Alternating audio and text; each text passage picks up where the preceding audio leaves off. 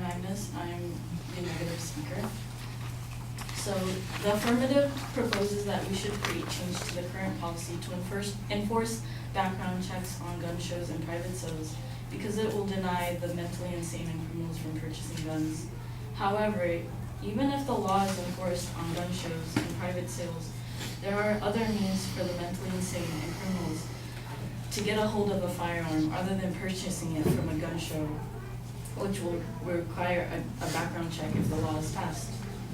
Since some cases are underreported to the NCIS, which is the National Instant Criminal Background Check System, it is hard for sellers to catch the mentally insane and criminals. According to PolicyMike.com's article, 6 biggest problems with mandatory gun background checks. Many cases do not report or underreport felony and mental health information to the NCIS. 19 states have provided fewer than 100 records of individuals disqualified on mental health grounds since the implementation of the NCIS in the early 1990s. So you can see if these cases aren't caught by the FBI or the NCIS, it is possible for someone who is mentally insane or has a felony to just go in and buy before the FBI catches up with them. So it is possible, even if this policy is enforced, there is a way for them to slide underneath.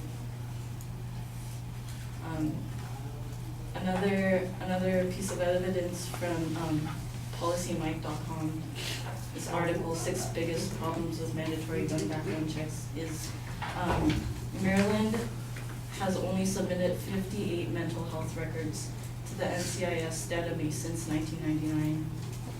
Failing to report this data has allowed several mentally ill people to commit mass shooting murders. For example, the shooter in Arizona, Aurora, and Colorado.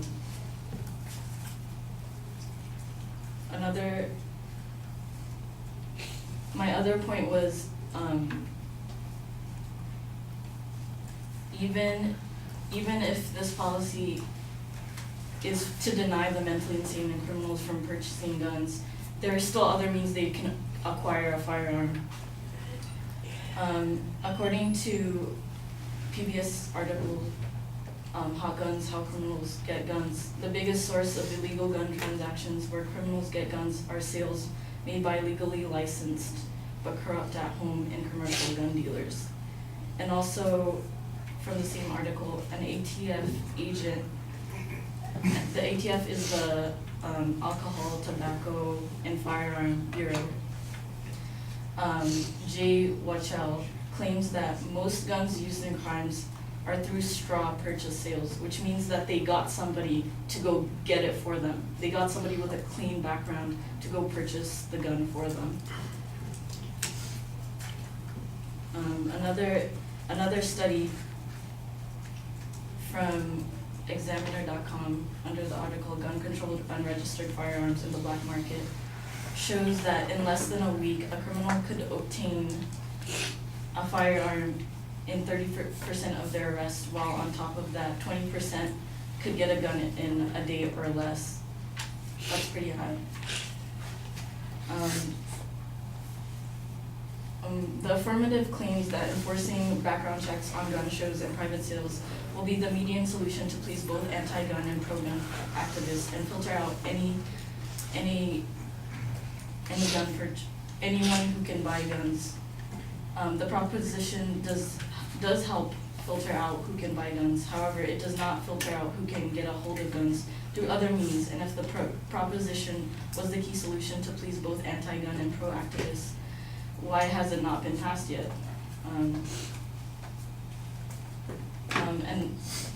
From the PBS article, How Criminals Get Guns, an ATF official says that about 8% of the nation's 124,000 retail gun dealers sell the majority of handguns that are used in crimes. They conclude that these licensed retailers are part of the block of rogue entrepreneurs tempted by the big profits of gun trafficking. And also,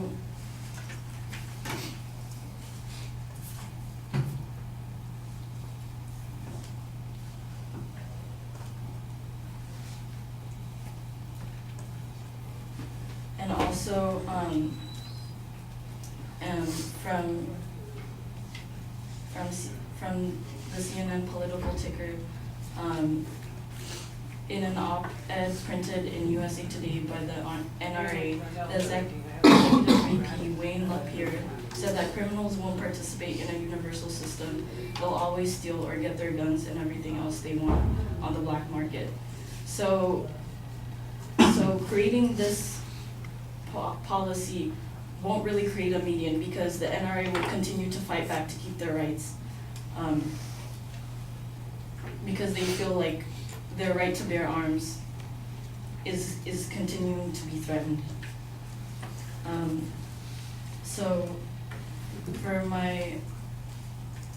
So I suggest that if we allowed there to be an enforcement of background checks on gun shows and private sales, it would violate the Constitution and other U.S. laws. Especially, it violates the Second Amendment, and it also violates other U.S. laws protecting the citizens. And if we change our current policy to having background checks on gun shows and private sales, it will cause an increase in background check fraud. For example, criminals can ask friends and family members with clean backgrounds to get guns for them, and the Justice Department does not prosecute most of these background check fraud cases.